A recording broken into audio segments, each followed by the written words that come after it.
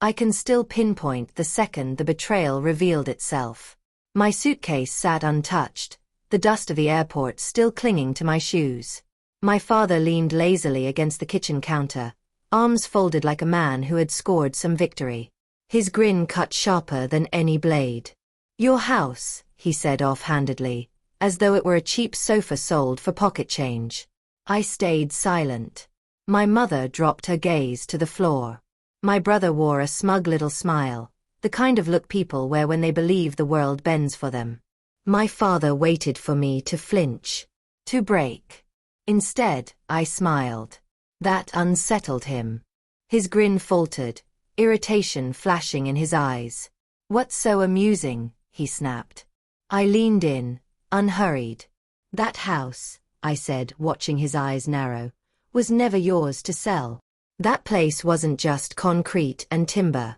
It was the single thing I had built with my own hands. Years of extra shifts, skipped holidays, quiet sacrifices. Proof that I was more than their child. Proof that I existed outside their shadow. Growing up, my brother was the golden son. He wrecked things, they laughed. He failed, they rushed to save him. I learned early on that silence was safer than asking for fairness.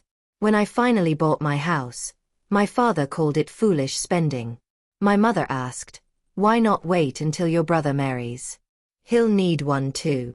They never saw it as mine, only as something available. Still, I forgave them. I told myself time would dull their favoritism.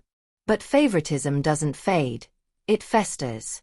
I was in Tokyo when it all collapsed.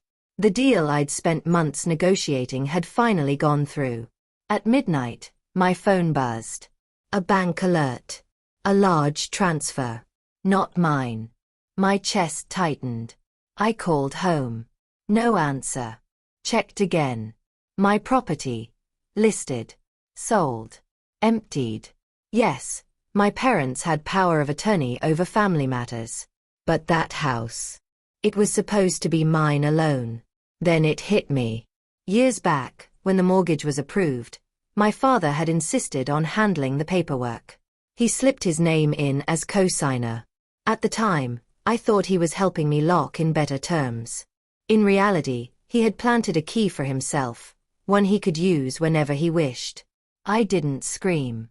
I didn't rage. That isn't who I am. Anger makes you reckless.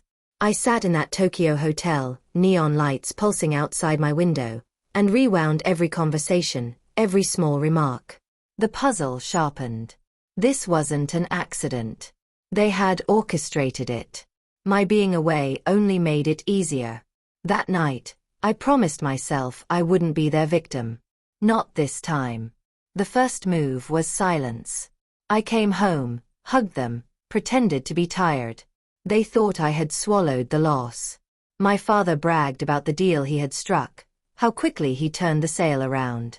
My brother showed me snapshots from the Maldives, private villa, champagne breakfasts, jet skis carving turquoise water, all funded by the bones of my dream. I listened. I smiled. And I made plans. I traced the sale. Paper trails are loyal. They don't lie. The buyer turned out to be a shell company, hurried into existence by a lawyer who owed me a favor. That became my doorway. Next, I tipped off the tax office. Quiet.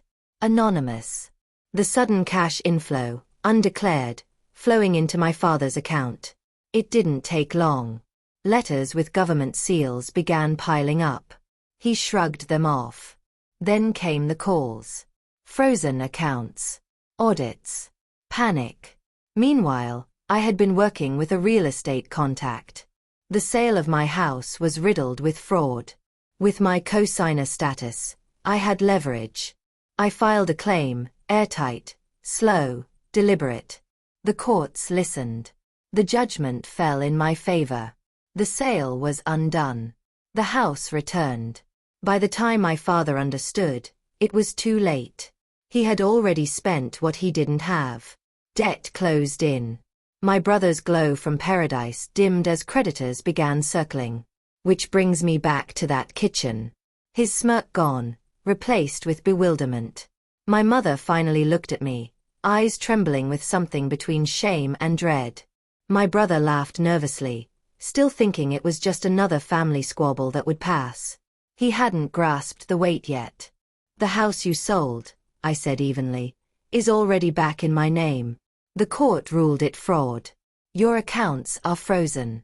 The money is gone." The silence that followed was crushing. My father's face drained of color. My brother sputtered, demanding how I could do this to family. Family. That word again. I leaned back. "You're the ones who taught me what family means," I said quietly. "And I learned. Family means sacrifice. So I sacrificed you." They thought they had stripped me of my dream. Instead, I stripped them of the illusion of control. My house stands taller now, not because of its bricks, but because of the fire it endured. I don't regret it. Betrayal deserves an answer.